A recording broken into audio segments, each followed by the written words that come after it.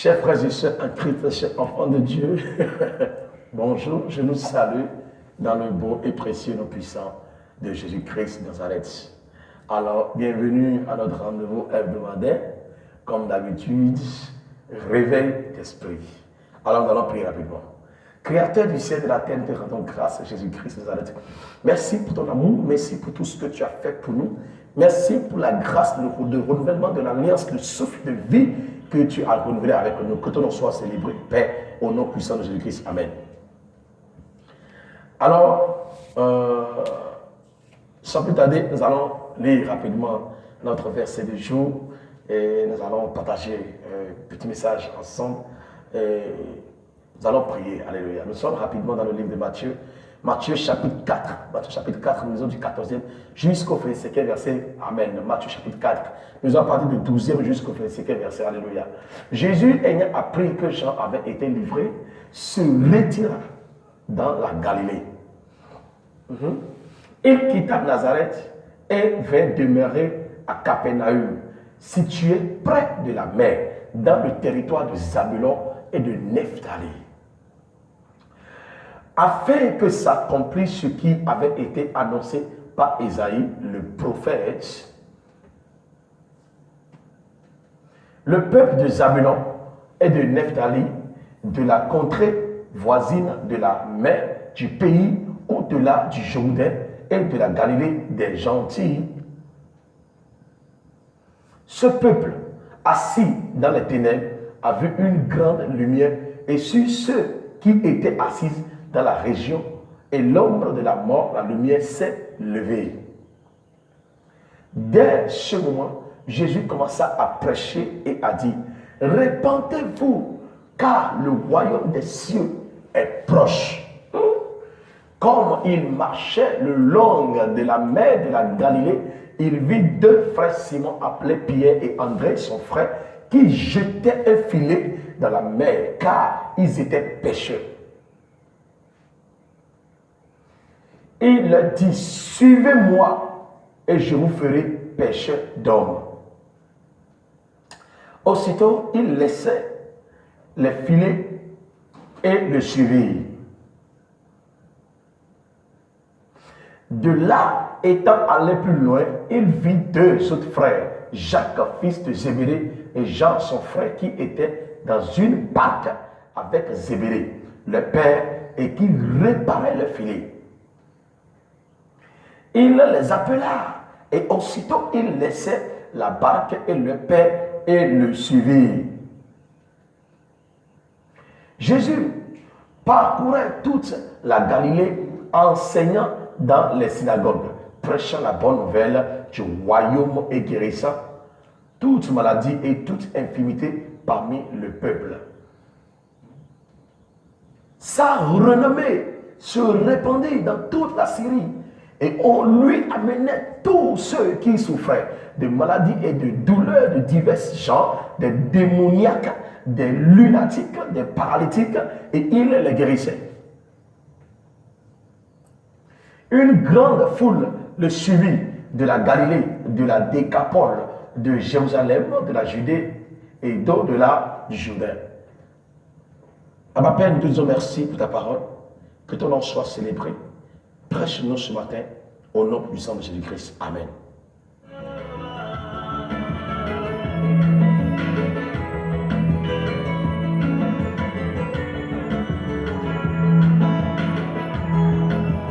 Alors, bien-aimés, comme d'habitude, nous sommes à notre rendez-vous réveil d'esprit.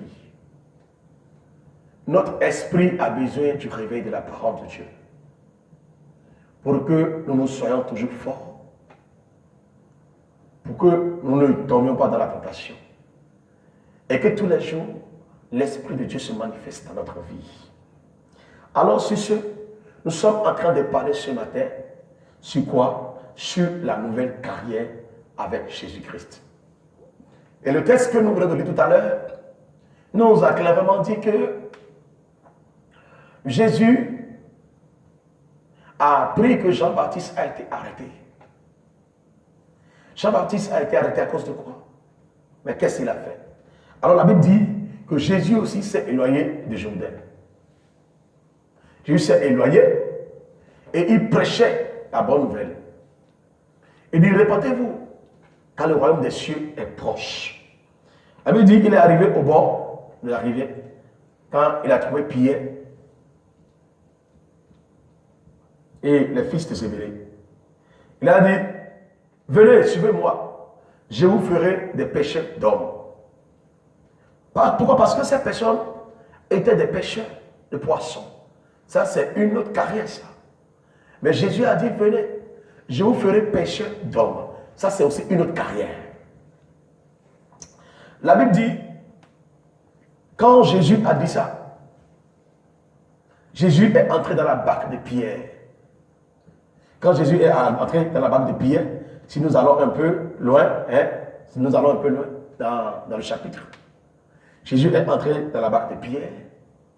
Pierre, qui a travaillé durant toute la nuit, il n'a rien attrapé comme du poisson, au moment où il était pêcheur de poisson. Mais quand Jésus est entré dans sa barque, Jésus lui a orienté l'endroit là où il va acheter le filet.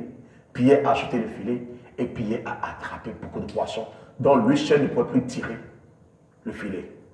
Alors, ce que moi et toi, nous en avons besoin aujourd'hui, pour que notre filet, aujourd'hui, qui est la fête que nous menons, que notre filet aujourd'hui, qui est le talent que Dieu nous a donné, notre filet aujourd'hui, qui est ce que nous faisons, puisse attraper beaucoup de poissons. Il faut que moi et toi, nous acceptons Jésus-Christ dans notre barque. Et la barque dont l'Esprit de Dieu m'a révélé ce matin de moi partager avec toi, c'est ton corps, c'est ta vie. Alléluia. Ton corps a besoin de l'Esprit Saint. Ta vie a besoin de la vie de Jésus-Christ. Alléluia. Vous savez, l'homme est composé en trois parties. C'est quoi? Le corps, l'âme et l'esprit. Et quand votre esprit n'est pas fort, quel sera l'état de l'âme et quel sera l'état du corps? Alléluia. Nous avons besoin chacun de nous de pouvoir poser, de pouvoir être connecté avec un autel pour que notre esprit soit puissant ensemble avec cet autel.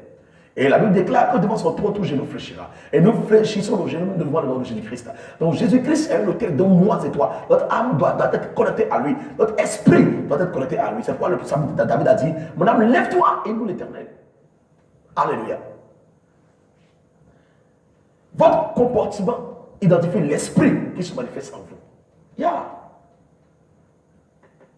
Au moment où tu n'avais pas encore accepté Christ, c'était une ancienne carrière que tu menais. C'était une carrière dont, si cela avait marché pour toi avant, et Jésus-Christ n'allait pas arriver sur la terre, parce que cela n'avait pas marché. C'est pourquoi Jésus-Christ est arrivé sur la terre. Et il nous a changé de carrière. Quand nous parlons de carrière aussi ce matin, nous parlons du royaume. Comme il y a deux royaumes qui existent, le royaume de Christ et le royaume satanique. Il faut que moi et toi, nous choisissons le royaume qui doit s'unir à notre esprit, pour que notre esprit soit fort, puissant. Et ce royaume dont je te conseille ce matin, c'est le royaume de Jésus-Christ de Nazareth. Alléluia. Tu as besoin, regarde combien de temps tu as déjà fait dans le monde, derrière les gris-gris, derrière les sacrifices magnifiques, derrière les idoles, en cicatrisant le corps, en lapant les poudres noires, portant des talismans, des pelles préparées, des miroirs fétiches, des rouges fétiches. Mais qu'est-ce que toutes ces choses ont apporté dans ta vie? Tu as signé des patchs, avec des sectes, avec des royaumes maléfiques. Qu'est-ce que ces choses ont apporté dans ta vie? Et tu es fier encore dans ça. C'est une honte pour toi. Si c'est une honte, à voir le niveau d'évangile aujourd'hui, et toi tu as refusé d'accepter l'évangile dans ta vie. Quand tu meurs, qu'est-ce que tu veux devenir? C'est ce que les hommes terrestres ont fait. Le jour où tu es décédé, ils ont donné des témoignages que eux, ils peuvent donner. Mais quel témoignage les anges te donnent? Quel témoignage le trône de Dieu te donne? Toi qui me suis ce matin. Bien aimé, tu as besoin d'une nouvelle carrière. Je t'en prie beaucoup. Et depuis le jour où tu as accepté Christ, la Bible dit quoi? Que les choses anciennes sont passées et toutes choses sont devenues nouvelles. Quand nous acceptons Christ, l'ancienne carrière est passée. Et désormais, nous nous composons avec une nouvelle carrière. Frères et sœurs, la nouvelle carrière dont je suis en train de te parler ce matin, c'est quand tu as accepté Christ. Peut-être tu comprends ou tu ne comprends plus ce qui se passe avec ta vie. Des fois, on est découragé parce que nous estimons des fois que quand on accepte Christ, là, on doit devenir milliardaire. Quand on va accepter Christ, là, les projets doivent marcher. Quand on va accepter Christ, oui, c'est possible. Pourquoi? Parce que la Bible dit que tout est possible à celui qui croit, c'est fini. Si tu crois et que tu as la foi, c'est possible.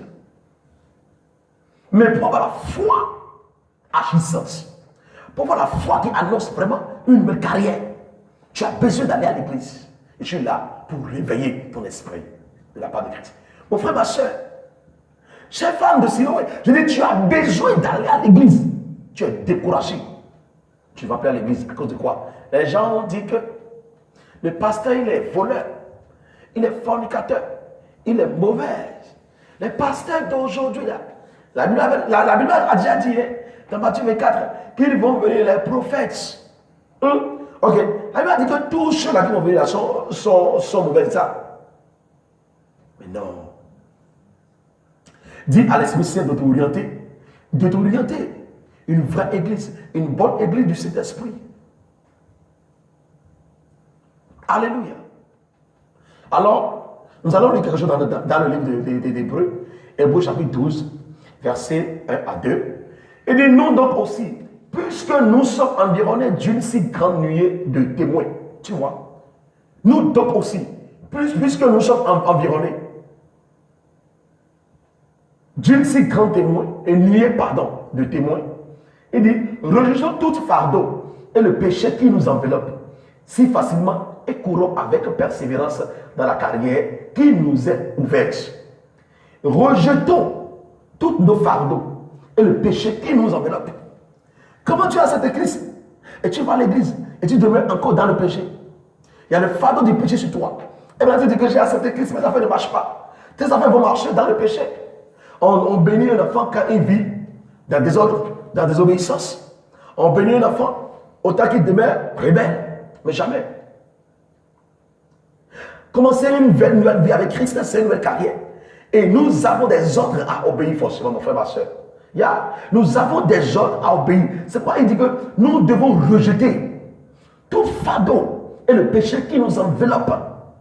Si facilement. Oui, ces choses qui croient sur nous facilement. L'homme pêche en seconde. C'est du péché qui nous ont enveloppés. Nous devons les rejeter.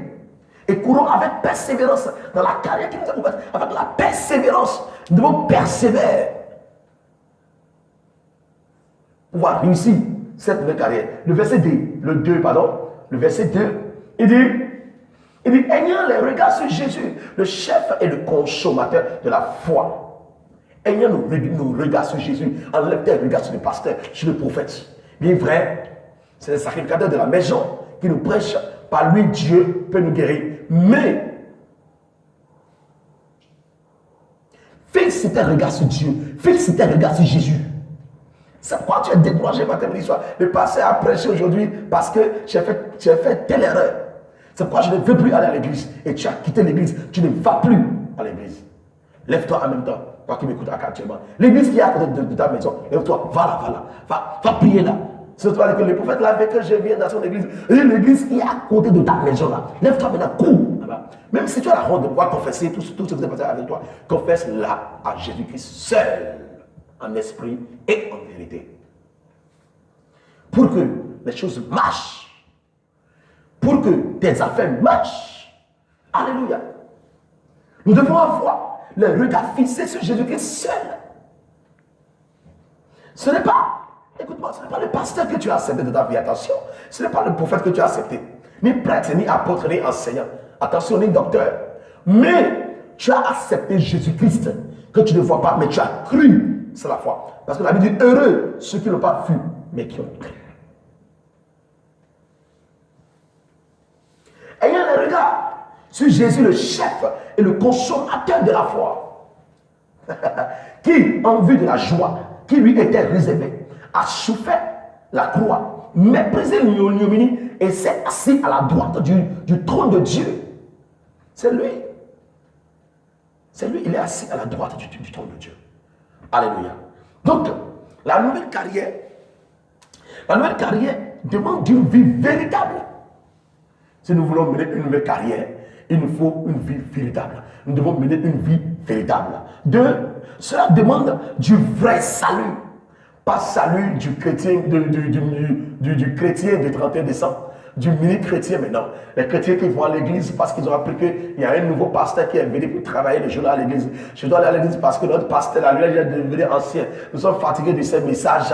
Nous avons besoin d'un nouveau message. Ah, il y a telle personne qui est arrivée. Non, non, non, non, non, non, non. Non, non, non, non, non. La nouvelle carrière avec Jésus-Christ demande du vrai salut. Tu as besoin d'avoir un vrai salut. Alléluia. La nouvelle carrière derrière Jésus demande d'humilité. Humilité. Dans toutes choses. Jésus a dit dans le livre de Matthieu 5, il dit, heureux les pauvres en esprit. Humilie-toi. Quel soit tout ce que tu es, humilie-toi. Devant le trône de Dieu, devant l'Esprit de Dieu, je dis humilie-toi. Je sais que ce n'est pas facile de pouvoir le faire. Vous faites partie des vieils hommes là. Ce n'est pas facile. Pour finir avec l'ancien royaume, ce n'est pas facile. Pour finir avec l'ancienne carrière, ce n'est pas facile. Mais tout est possible à ceux qui croient. Humilie-toi. Pouvoir vivre, jouir la nouvelle carrière, qui est la carrière avec Jésus-Christ. Alléluia. La nouvelle carrière a besoin de la vraie vie chrétienne. Une vraie chrétienne a forcément une activité dans l'église de Christ. Une vraie chrétienne, un vrai chrétien ne va pas à l'église croiser les bras et retourner encore chez la maison, mais non. Un vrai chrétien fait partie des disciples. Une vraie chrétienne, il fait partie des disciples de Jésus-Christ. Il travaille pour le royaume de Christ. Alléluia. La nouvelle carrière avec Jésus-Christ a besoin de la prière et le jeûne. La prière et le jeûne. Alors, bien-aimés, c'est très important pour nous. Et dans le livre de Jean, chapitre 11, verset 17 à 43, la Bible nous raconte là rapidement, en bref, l'histoire de résurrection de Lazare. Ah mais oui, quand Lazare était mort, quand Jésus est arrivé, Jésus a vu Marthe, Magdala. Marie était assise quand Marthe était allée à la rencontre de Jésus-Christ. Parce que Marie Magdala ne croyait pas en ce moment. Il ne savait pas si Jésus pouvait le ressusciter. Marthe a dit, mais Jésus, si c'est que tu étais ici, ton ami Lazare, elle n'est pas mourir. Jésus a dit, mais il va réveiller. Marthe a dit, mais oui, je sais qu'au dernier jour, il va ressusciter. Jésus a dit, non, non, non, non, non, non. Je parle maintenant. Je suis le chemin. Je suis la résurrection, le chemin, la vie. Celui qui croit en moi, même s'il meurt, il vivra. C'est fini. Donc celui qui croit en Jésus-Christ, même si rien ne marche pour lui sur la terre, il est vivant. Même si les gens sont contre toi, tu es vivant. Même si les sorciers, on a déjà publié ta photo un peu partout, que toi tu ne vis plus, tu es mort. En Christ, tu es toujours vivant. Mais Jésus a ressuscité Lazare. Pourquoi? Parce que Lazare faisait partie désormais d'une nouvelle carrière, comme les fils de Zébédée, Jean-Jacques, les Pierre, Simon-Pierre, ces personnes, oui, comme Matthieu aussi, qui était collecteur d'impôts. Mais quand Jésus est arrivé, Jésus lui a changé de carrière. Est-ce que nous ne comprenons pas aujourd'hui? Quand je n'allais pas à l'église là, mes choses marchaient. Mais quand j'ai commencé à aller à l'église là, mes affaires gâtées. Et maintenant, chez Clément, maintenant là, moi qui comptais avant là. Mais on t'a changé de carrière. Le royaume de Christ t'a changé de carrière. Alléluia.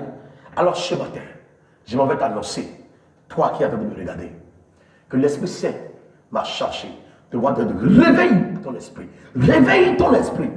Donne de vie à ton esprit. Donne de résurrection à ton esprit. Il faut que ton esprit soit tous les jours connecté avec l'Esprit de Dieu. Que Dieu te bénisse. Amen. Alors nous allons prier. Créateur du ciel et de la terre, nous te rendons grâce pour ton amour. Merci Jésus-Christ pour tout ce que tu as fait pour nous. Merci pour mon frère, ma soeur qui m'écoute actuellement.